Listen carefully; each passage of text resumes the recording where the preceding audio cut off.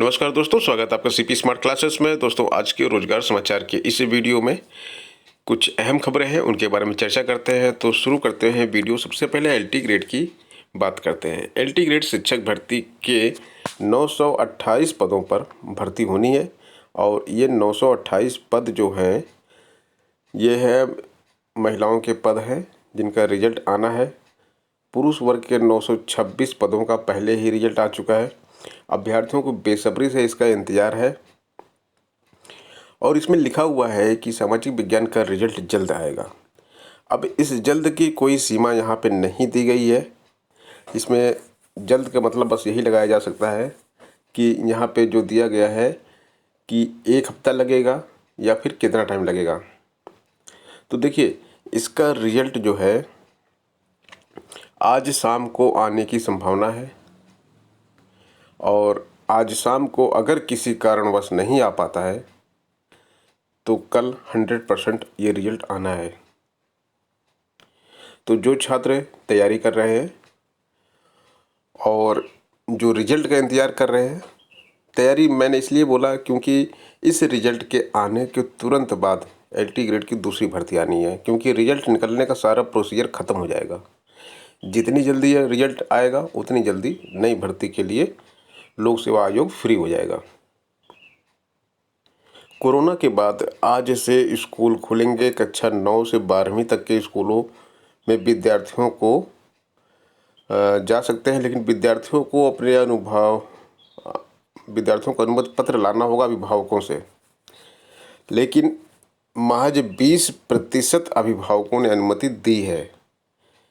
सभी शैक्षिक बोर्डों के स्कूल कक्षा 9 से 12वीं तक के विद्यार्थियों के लिए सोमवार से खोले जा रहे हैं। इसके मद्देनज़र रविवार को भी तमाम स्कूल प्रबंधन तैयारियों में जुट रहे हैं। Anglo Bengali inter college, Braj Bihari inter college, Shri Narayan public school व इलाहाबाद इंटर कॉलेज की पूरे दिन सैनिटाइज प्रक्रिया चलती रही। तो ये शहर के नामी स्कूल हैं, इनमें सैनिटाइजिंग की प्रक्रिया चलाई गई। सैनिटाइजेशन, डीप सैनिटाइजेशन जिसको बोलते हैं, देखिए यहाँ पे हो रहा है। और बात यह है कि जब छात्र दिन भर इधर उधर पूरा घूम रहे हैं, ओपन में लॉकडाउन नहीं है, तो जिस तरह से वहाँ सोशल डिस्टेंसिंग का पालन कर रहे हैं उस तरह से स्कूल में क्यों नहीं कर सकते। कक्षा 9 के और कक्षा 12 के छात्र काफ़ी समझदार होते हैं, सोशल डिस्टेंसिंग अपने आप मैनेज कर सकते हैं। इन सब के साथ साथ एक बात और है, कॉम्पिटिटिव एग्ज़ाम की कोचिंग्स, ऑफलाइन कोचिंग जो बंद है इतने दिनों से, वो छात्र, बेरोजगार छात्र जो तैयारी करते थे कोचिंग में, वो दिन भर इधर उधर आ रहे हैं, जा रहे हैं, सब कुछ कर रहे हैं, लेकिन कोचिंग में बैठ के पढ़ नहीं सकते। इससे जहाँ एक तरफ कोचिंग पढ़ाने वालों को काफ़ी नुकसान हो रहा है, वहीं दूसरी तरफ छात्रों का भी बहुत नुकसान हो रहा है, क्योंकि ऑनलाइन पे पूरी चीज़ें अभी तक आ नहीं पाई थी और ऑफलाइन का भरोसा था छात्रों को। ऑफलाइन पढ़ाई की जाती थी, ऑफलाइन तैयारी की जाती थी। तो बहुत से छात्र तो इस बार एग्ज़ाम भी छोड़ दे रहे हैं कोरोना के चक्कर में, क्योंकि छात्रों की तैयारी नहीं है उतनी अच्छी। कोचिंग्स बंद चल रही है मार्च से, अब ऑनलाइन पे धीरे धीरे शिफ्ट हो रहे हैं लोग। देखिए, दैनिक जागरण भी लिखता है कि एलटी ग्रेड के 2018 के बचे 928 पदों का रिजल्ट शीघ्र।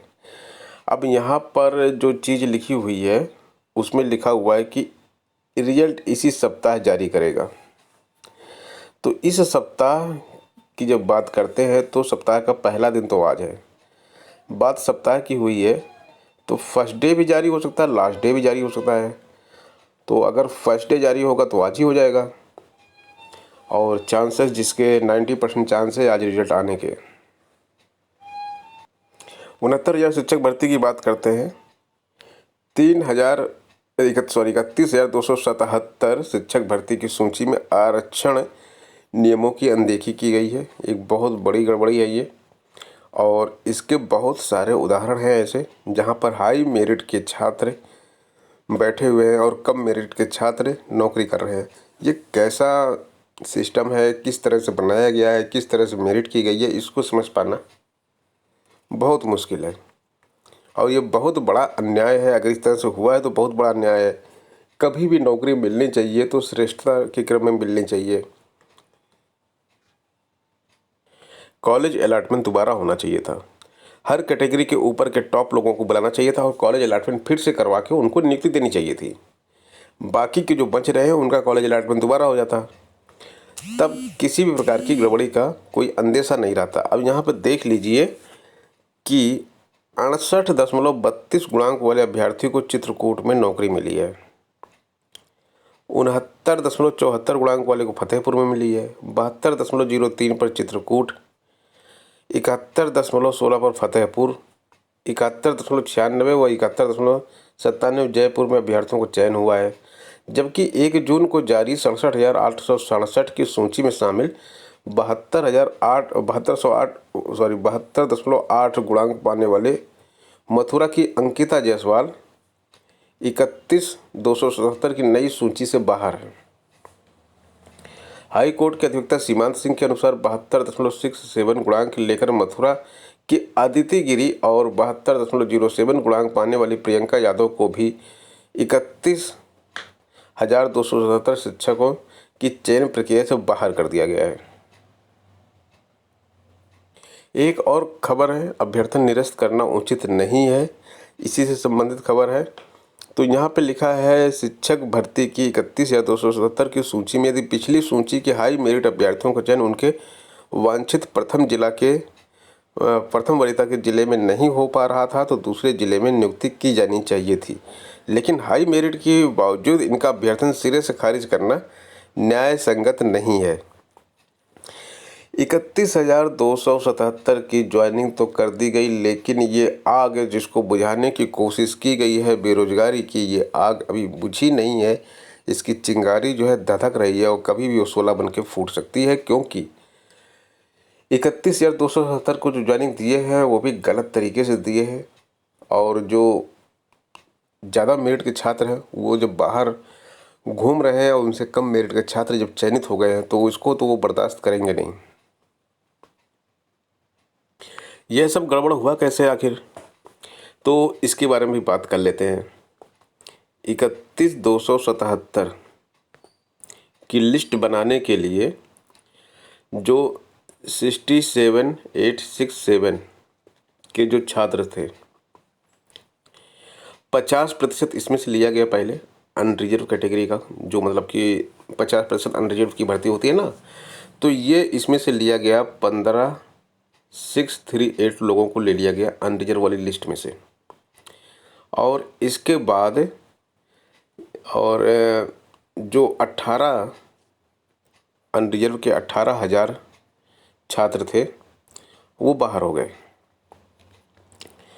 भाई 31,000 छात्र चयनित हुए थे अनरिजर्व में ना, तो 15,629 ले लिया टॉप मेरिट वालों को।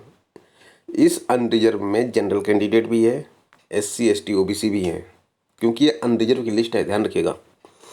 अब ये 18,000 की लिस्ट अनरिजर्व की बाहर हो गई, वेटिंग में हो गई। अब इस 18,000 की अनरिजर्व की लिस्ट में कौन है?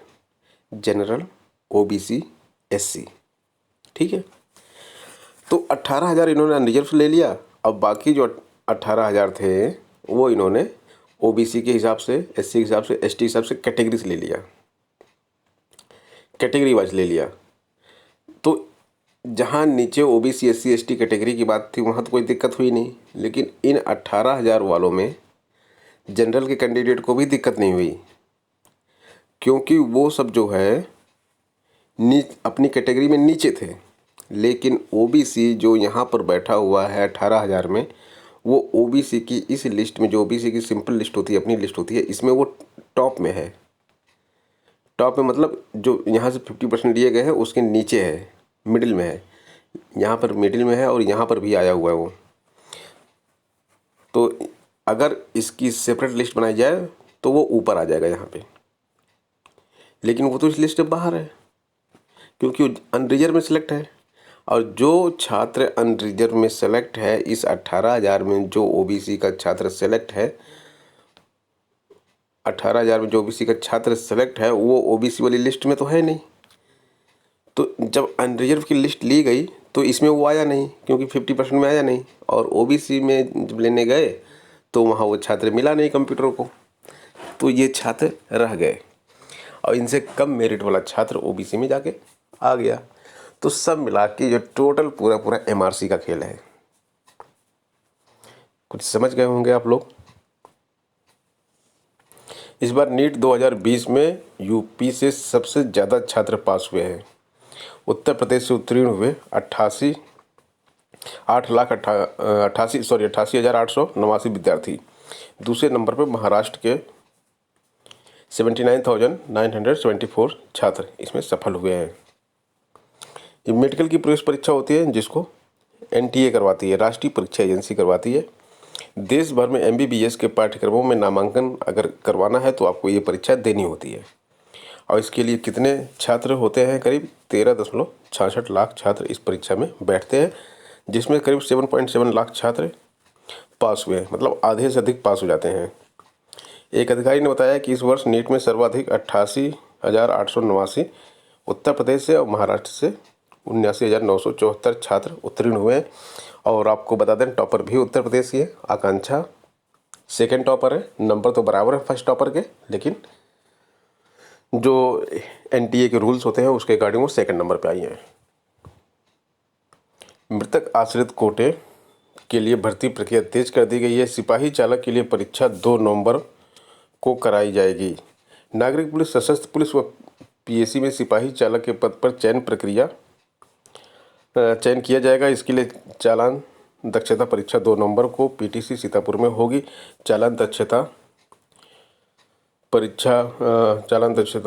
परीक्षा 3 भाग में होगी, जिसमें गैरेजिंग टेस्ट, सेफ ड्राइविंग टेस्ट और समानांतर पार्किंग टेस्ट शामिल होगा।